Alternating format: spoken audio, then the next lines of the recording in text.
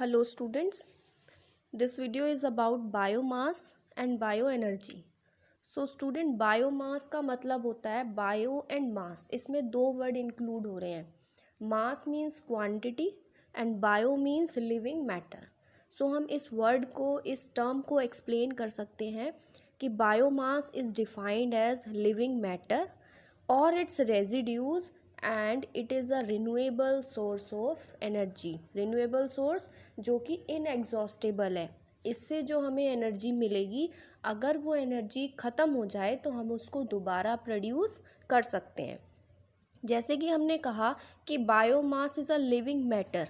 तो living matter में कौन कौन सी चीज़ें इंक्लूड करते हैं, दैट आर जितने भी न्यू प्लांट्स होते हैं वो बायोमास में इंक्लूड होते हैं.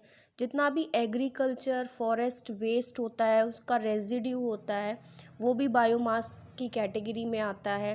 एंड जितना भी कार्बनशियस वेस्ट होता है like sewage, garbage, night soil etcetera, ये भी बायोमास में इंक्लूड होगा. And biodegradable organic effluents from industries जैसे शुगर है, स्लॉटर हाउसेस हैं, मीट पैकिंग प्लांट्स हैं एंड बीवरेजेस हैं, डिस्टिलायर्स हैं, ये सारी चीज़ें किस में इंक्लूड होती हैं?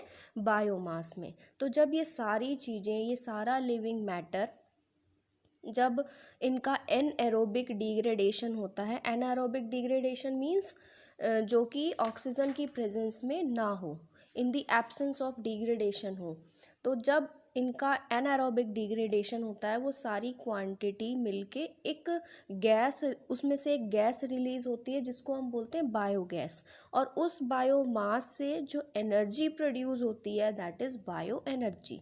सो बायो एनर्जी को भी हम यहाँ से डिफ़ाइन कर सकते हैं कि it is the energy obtained from biomass. वो जितना भी बायोमास है उसके डिग्रेडेशन के बाद, एनारोबिक डिग्रेडेशन के बाद जो हमें एनर्जी ऑब्टेन होगी that energy is known as bio energy. और जब जो गैस रिलीज़ होगी उस बायोमास से, एनारोबिक डिग्रेडेशन जब होगा in the absence of oxygen, और जब हम उस कंटेनर को खोलेंगे उसमें से गैस रिलीज़ होगी and that gas is known as biogas. So bio energy is used in the following different ways. Bio energy हम अपनी लाइफ में बहुत अलग अलग तरीक़ों से इसका यूज़ करते हैं. फॉर एग्ज़ाम्पल जैसे humans and animals use this energy to carry out their life activities and in doing work through their muscle. ये तो इसका पहला यूज़ हो गया. दूसरा यूज़ है बायो एनर्जी को हम इलेक्ट्रिसिटी जनरेट करने में भी यूज़ कर सकते हैं विद द सेम इक्विपमेंट और पावर प्लांट के ज़रिए. और पावर प्लांट में जो एनर्जी जो ऑब्टेन होगी that is bio energy. Fossil fuel के बर्न होने से थर्मल एनर्जी वहाँ पे क्रिएट होगी और पावर प्लांट के थ्रू थर्मल एनर्जी किस में चेंज हो जाएगी, जनरेट कर देगी वो electricity. So bio energy is also use to generate electricity. And bio energy एक ट्रेडिशनल सोर्स है एनर्जी का to produce heat for domestic as well as industrial purposes like burning wood, crop residue, baggages etcetera. So ये इसका third use हो गया. And biomass को अगर हम देखें तो बायोमास एक इम्पॉर्टेंट सोर्स है बायो एनर्जी के लिए, क्योंकि बायो एनर्जी जो रिलीज़ हुई है, जो जनरेट हुई है because of that biomass. So हम बायोमास को एज अ फ्यूल भी कंसीडर कर सकते हैं. So biomass is treated like a fuel, लेकिन सबसे सिंपलेस्ट वे है इसको यूज़ करने का to dry out in the sun and just burn it. तो ये एक तरीका हो गया बायोमास का यूज़ करने का. लेकिन अगर हम वुड का कंपैरिजन करें बायोमास से, क्योंकि बायोमास क्या हो गया? फ्यूल, क्योंकि ये इस फ्यूल की वजह से बायो एनर्जी रिलीज़ हो रही है. So we consider biomass as a fuel and wood is also a fuel. क्योंकि हम जो गांव में आपने देखा होगा जो चूल्हे पे खाना बनता है because of burning of that would, लकड़ियाँ जला के लोग खाना बनाते हैं. So would is also a fuel. अगर हम इन दोनों का कंपैरिजन करें तो बायोमास की बर्निंग से पोल्यूशन क्रिएट नहीं होता, लेकिन वुड के बर्निंग से पोल्यूशन क्रिएट होता है. तो अगर दोनों का कंपैरिजन करें तो biomass is a clean fuel. It has high calorific value and it is easy to store, easy to transfer from one place to another place. Similar way अगर हम कंपैरिजन जब कर रहे हैं तो वुड के डिसएडवांटेजेस क्या हो गए कि इसकी जो कैलोरीफिक वैल्यू होगी वो only near about 13 kilo joule per gram, जो कि कम है। कैलोरीफिक वैल्यू कम होगी, it means it is not a good fuel, क्योंकि गुड फ्यूल की जो करेक्टरिस्टिक है उसमें एक प्रॉपर्टी ये भी थी कि good fuels are clean fuel and which do not cause any type of environment pollution.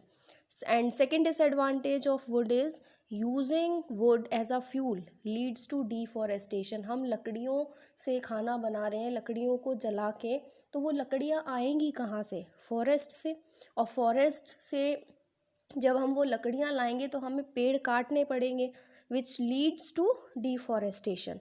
ये इसका सेकेंड डिसएडवांटेज हो गया। Third disadvantage is use of would cause pollution in the form of smoke and harmful gases. जब भी चूल्हे पे खाना बनता है, लकड़ी जलती है, तो उसमें से एक पोल्यूशन, एक आपने देखा होगा धुआं निकलता है, विच कॉज एनवायरमेंटल पोल्यूशन। उस स्मोक की वजह से एनवायरनमेंट पोल्यूट होता है। And would occupies a very large area in its transportation, and it is very difficult to transport from one place to another place wood. तो ये हो गए इसके 4 डिसएडवांटेजेस। फर्स्ट इज इसकी कैलोरीफिक वैल्यू लो है, deforestation lead करता है, pollution cause करता है, एंड इसका ट्रांसपोर्टेशन बहुत ही डिफ़िकल्ट है। सो जब अगर हम कंपैरिजन करें दोनों का, biomass as a fuel and wood as a fuel, तो कंपैरिजन में हम एक के एडवांटेज और दूसरे के डिसएडवांटेज के बारे में बात कर रहे हैं।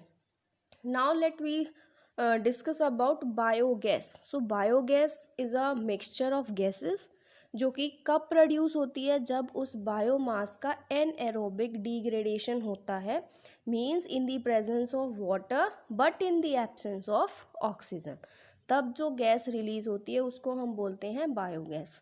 अब यहाँ से एक वर्ड आया है एनारोबिक डिग्रेडेशन। अगर इसको कंप्लीटली डिफाइन करा लिया जाए then we can say that कि एनारोबिक माइक्रो ऑर्गेनिज्म, जिनको हम बोलते हैं एनारोबिक बैक्टीरिया, वो विदाउट ऑक्सीजन के रह सकते हैं, लिव कर सकते हैं, और वही बैक्टीरिया डिकम्पोज कर देते हैं, या हम कह सकते हैं डिग्रेड कर देते हैं उस बायोमास को। बायोमास क्या था? जो मैंने अभी बताया, सारा agriculture, forest waste and carbon shares waste, ये जितना भी है, ये सारी चीज़ें किसके अंडर आती हैं? बायोमास के under. So that anaerobic bacteria degrade कर देगा उस बायोमास का विच कंटेन्स कार्बन कंपाउंड। और बायोमास क्या कंटेन करता है? Carbon compound. फॉर एग्जांपल जैसे कार्बोहाइड्रेट्स हो गए, प्रोटीन्स हो गए, फैट्स हो गए, through their complex series of reaction into a mixture of gases. So anaerobic bacteria अपने रिएक्शन उसको डिग्रेड कर देगा बायोमास को, एक रिएक्शन होगी जिससे गैस रिलीज होगी, और उस गैस को हम क्या बोलते हैं?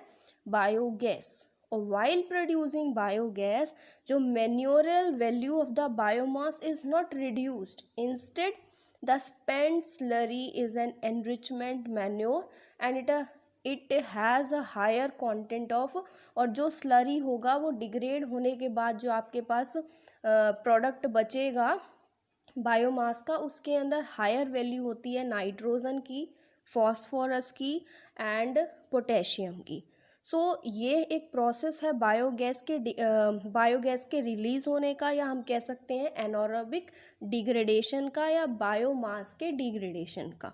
अगर हम बायोगैस की कंपोजिशन की बात करें कि बायोगैस क्या क्या इंक्लूड करती है, सो बायोगैस मेनली इंक्लूड करती है मीथेन गैस। सबसे ज़्यादा अमाउंट में मीथेन प्रेजेंट होती है बायोगैस में, which is nearly up to 75%।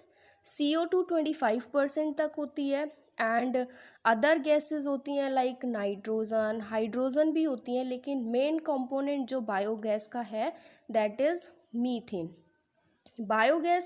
Biogas plant के अंदर प्रिपेयर होती है, और हमारे पास अभी 2 तरह के प्लांट्स आप देख पाओगे अगर that is fixed dome type एक प्लांट होता है और एक फ्लोटिंग गैस टाइप प्लांट होता है। उनकी स्ट्रक्चर थोड़ी सी डिफरेंट होती है बट वर्किंग सेम होती है, और वर्किंग एग्ज़ाम्स में, बोर्ड एग्ज़ाम्स में नहीं पूछी जाती है।